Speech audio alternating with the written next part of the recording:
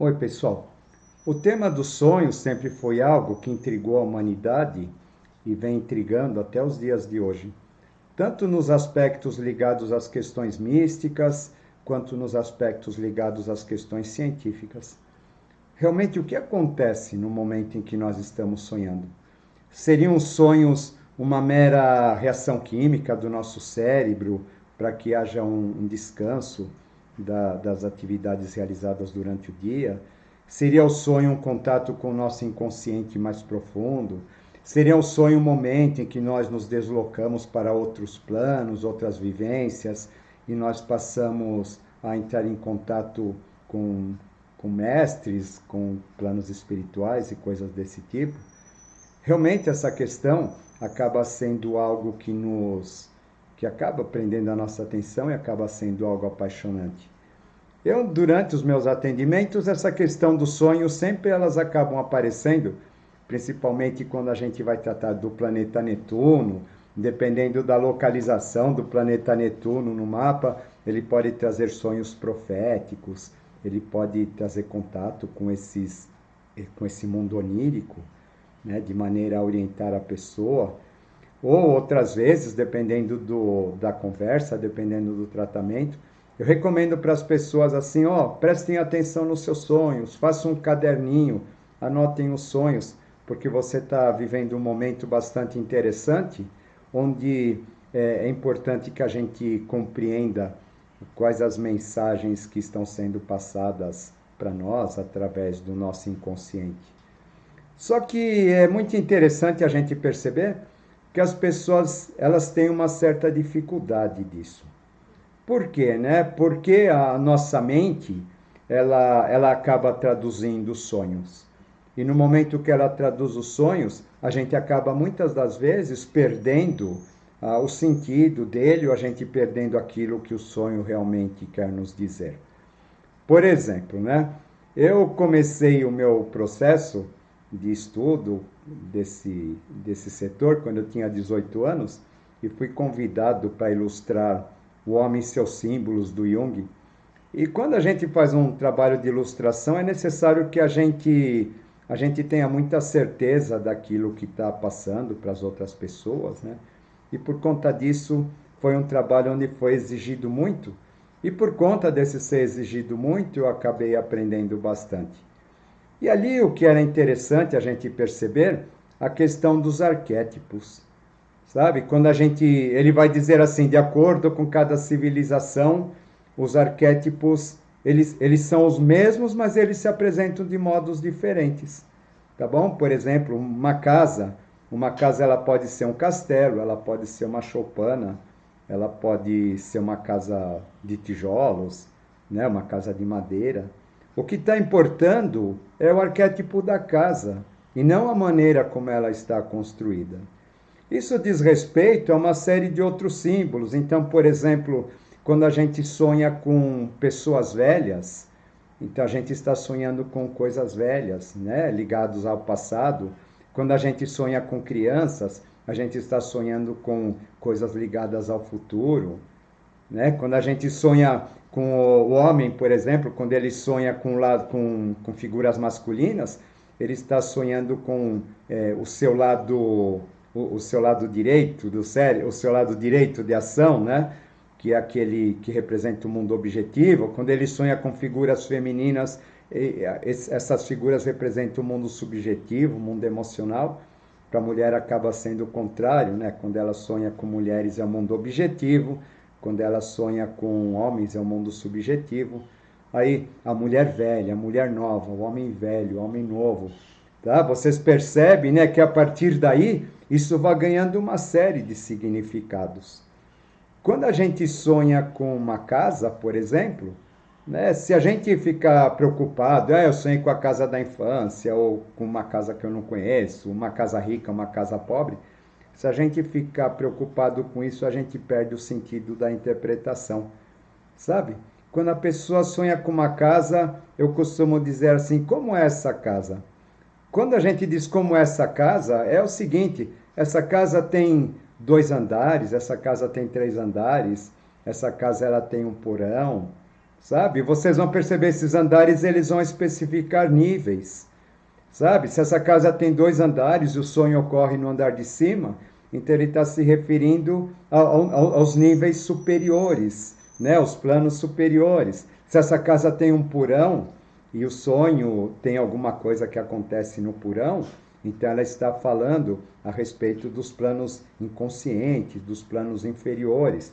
Se nessa casa o sonho transcorre no térreo, né? Então ela está falando do nosso plano objetivo.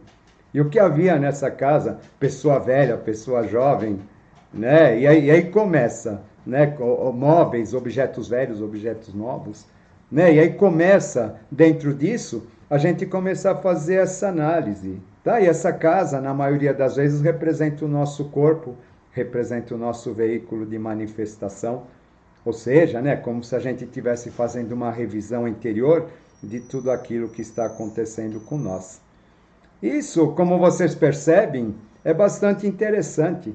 A questão é que o nosso cérebro ele precisa guardar significados. Então, ele é associativo, vamos dizer assim. Então, o que acaba acontecendo? Quando o meu inconsciente ele me transmite alguma coisa relativa a uma pessoa velha, por exemplo, né? Eu estou muito capricorniano hoje. Então, o que, que ele vai usar? Né? Ele vai usar a figura de uma pessoa velha, muitas vezes da minha confiança, uma pessoa ligada à minha afetividade. Tá? Vocês percebem, se for uma pessoa que eu conheço, uma pessoa que eu confio, isso tem um significado. Se for uma pessoa que eu desconheço, que eu desconfio, isso acaba tendo outro significado. Tá, mas vocês percebem que é sempre, né, o simbolismo, né? O simbolismo ele está falando, a pessoa velha representa o passado, então dentro daquilo que eu confio, que me é transmitido, né? Ele está dizendo, ó, esse conteúdo daqui que você percebe é um conteúdo confiável, né? Sabe? Quando essa visão do passado ela aparece através de uma pessoa pouco confiável, ó, reveja suas questões, reveja seus pensamentos a respeito disso, porque você está errado. Quando a gente sonha com água, a gente sonha com as emoções. Quando a gente sonha com ar, a gente está se referindo às nossas questões racionais. Quando a gente sonha com fogo, está se referindo às nossas paixões. Quando a gente sonha com terra, a gente está se referindo, né? A gente está percebendo os fatores ligados às questões mais objetivas. Sabe, mas como que é essa água? Essa água é agitada, essa água é suja, essa água é limpa. Né? Ela está descrevendo como estão as nossas emoções naquele momento. Como é o vento, como é o ar. É um vento agitado, é um vento destruidor, é um vento que nos levanta e a gente sai voando. Sabe? Ele tá dando características, ele está dando qualidades para aquilo que está se referindo a determinados planos, para a gente compreender realmente o que está acontecendo com a gente. Tá bom? E dentro disso, né, a montanha representa o subir, a descida representa o descer, o mergulho representa realmente o mergulho, um processo de interiorização dentro de si. Então, como vocês percebem, né? Vocês percebem, não é muito difícil a gente interpretar o sonho. Sabe? Quando a gente vê, por exemplo, uma árvore, né? A árvore representa aquilo que a gente cultivou. Como está essa árvore? Essa árvore ela tem frutos, ela não tem frutos, ela está seca, sabe? E a partir daí a gente vai perceber o que acontece realmente com as questões que estão nos envolvendo. Né? A questão de sonhar com cobra. A cobra sempre representa a sabedoria, sempre representa as coisas que rastejam na terra, representa uma lição que é para a gente ter. Né? Agora, essa cobra é escura, essa cobra é clara, né? Mas a lição através das coisas difíceis, a lição através das coisas mais luminosas, o cachorro, que é sempre um grande amigo que nós temos ao nosso lado, né? O animal que nos ataca representa o quê? Representa os nossos próprios instintos. Sabe, vocês percebem, né, que uma vez que a gente se prende a esse tipo de significado, não é difícil a gente fazer a interpretação de um sonho. O difícil é quando a gente começa a associar com figura de pai, figura de mãe, figuras de família. A gente começa a pegar a casa e tentar associar com conceitos de riqueza, de pobreza, sabe? Aí quando a gente começa a se perder nesses detalhes, né, o que, que vai acontecendo? A gente vai se afastando cada vez mais da essência daquilo que esse sonho está querendo nos dizer, né? E a gente vai racionalizando, e a gente acaba não entrando em contato com ele. É interessante a gente perceber que também nem todos os sonhos são sonhos de contato com o nosso inconsciente, né? Senão a gente vai ficar generalizando tudo e a coisa não é assim.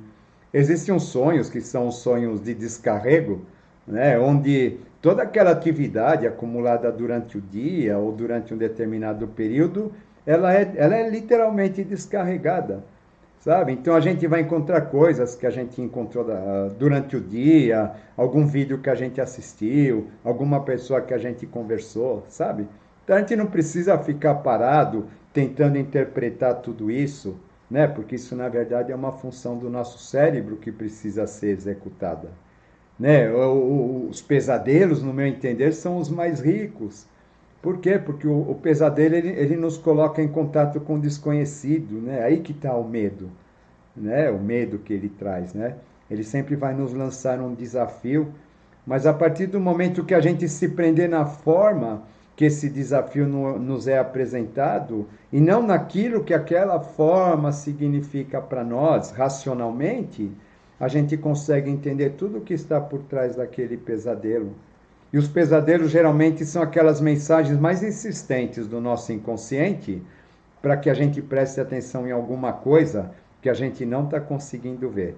É claro, né? Aquele pesadelo de quando a gente come demais e etc. Isso daí acaba não contando, tá bom? Eu estou falando do pesadelo quando ele acontece, né? Que a gente deita em condições naturais e eles acabam acontecendo. Por quê, né? Porque o nosso inconsciente ele tem uma necessidade de nos impressionar, sabe? E como que ele vai nos impressionar, né? Ele vai nos impressionar através de coisas que a gente não esqueça. Tá bom? Por exemplo, né?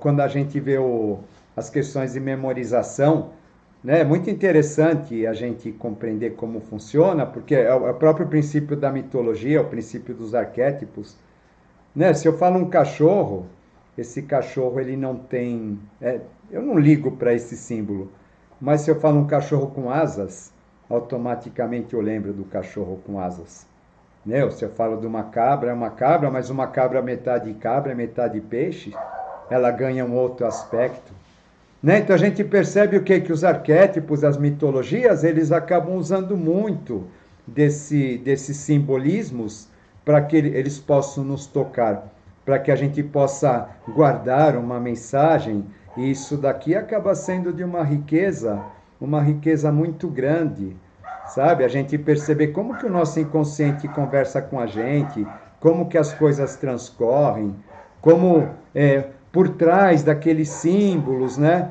Como que aquilo está sendo transmitido, né? Por exemplo, o que é a cabra, o que é o peixe, né? Oh, desculpe a cachorrada aqui, tá? Então, voltando, né? Aquela questão do significado da cabra, o significado do peixe, separadamente, e não o significado daquela criatura híbrida, para que a gente possa entender que aquela criatura híbrida, ela nos foi mostrada exatamente para que aquilo nos chamasse a atenção, sabe? Mas então é interessante quando a gente sonha com símbolos, né, com seres híbridos, a gente entendeu que cada parte desse relacionado a esse ser está querendo nos dizer, e não a gente ficar preocupado nisso como um todo, né? Que aí volta a dizer, aí a gente vai acabar perdendo o fio da meada e a gente vai acabar se desligando do significado que realmente o sonho ele tem para nos trazer, né? Mas volto, né? A gente não, nem todos os sonhos eles são mensagens com o nosso inconsciente, né? E é importante que a gente entenda isso, senão a gente acaba generalizando muito as coisas, né? A gente acaba ficando meio fanático, né? achando que tudo é mensagem do inconsciente, tudo é mensagem do além, isso daí para gente ficar doidinho assim é um passo, tá bom? Né? Então é bastante importante que a gente perceba isso. A parte disso, né, existem também as nossas questões ligadas a outros planos, a deslocamentos, que na verdade eu não vou tratar aqui, porque eu não considero isso sonho, sabe? Isso daqui tem a ver com as questões das viagens astrais, com os deslocamentos mentais, que oportunamente serão abordados em outros vídeos. Aqui fica essa questão, né? Eu acredito ser bastante importante a gente compreender. Vocês percebem que os símbolos eles são simples, sabe? É o velho, é o novo, é o masculino, é o feminino, né? É a casa, é o animal, é a árvore, é o subir, é o descer, é a água, o ar, a terra, o fogo. Então, vocês são pouquíssimos elementos que a gente precisa para que a gente possa compreender realmente aquilo que está por trás de um sonho. E é claro, né, é interessante, né, que existem sonhos que às vezes a gente não tem esses elementos, né, e aí a gente precisa recorrer a algum tipo de dicionário para entender o que significa aquilo, porque eles estão relacionados a muitas questões ligadas aos arquétipos do inconsciente coletivo, né? Isso acaba sendo algo que a gente precisa levar em consideração também. No geral, os sonhos eles são uma ponte entre o mundo consciente e o mundo inconsciente. Eles são uma ponte que ele vai passar, essa ponte vai passar pelo nosso emocional, essa ponte vai acessar símbolos relacionados ao plano da mente abstrata, ao plano arquetípico, sabe? E é bastante interessante que a gente compreenda que uma vez, né, que se a gente tentar racionalizar muito tudo isso, a gente acaba se perdendo, e como eu estou repetindo, né, exaustivamente aqui, né, a gente acaba se afastando da verdadeira interpretação que está por trás desses sonhos. Tá? Em determinados momentos das nossas vidas, né, a gente muitas vezes vai se deparar com sonhos repetitivos, como eu descrevi num vídeo anterior. E esses sonhos repetitivos, né, eles representam conteúdos insistentes que necessitam vir à tona. Num determinado momento aí do meu processo, eu tinha um livrinho de sonhos onde eu anotava os sonhos e, né, esses sonhos eles eram todos desencontrados, né? E o que acabou acontecendo, depois de muitos anos eu acabei encontrando o meu livro de sonhos, e esse livro de sonhos eu percebi que os sonhos eles contavam uma história, sabe? Só que era uma história toda desencontrada, assim, havia um começo, depois havia um fim, depois havia um meio, ou começava pelo fim e terminava pelo meio e passava pelo começo, sabe? Aquelas sequências de sonhos que eu havia anotado no caderninho, eu percebi que elas me contavam uma história. E depois eu acabei montando aquilo como se fosse um quebra-cabeça e obtive assim uma leitura, uma compreensão maravilhosa a respeito do que estava por trás de tudo aquilo. Por que isso acontece? Isso acontece porque no plano da mente não existe o tempo. E o plano do inconsciente não existe o tempo. O tempo é alguma coisa que existe apenas nesse nosso plano objetivado. Então, quando a gente tem sonhos repetitivos, né? Ou a gente tem sonhos, a gente pode estar se deslocando no tempo. Tá? Por quê? Porque a mente se desloca no tempo. A gente vai falar isso num outro vídeo. Né? E a partir do momento que a gente se desloca no tempo, a gente pode estar acessando diferentes conteúdos.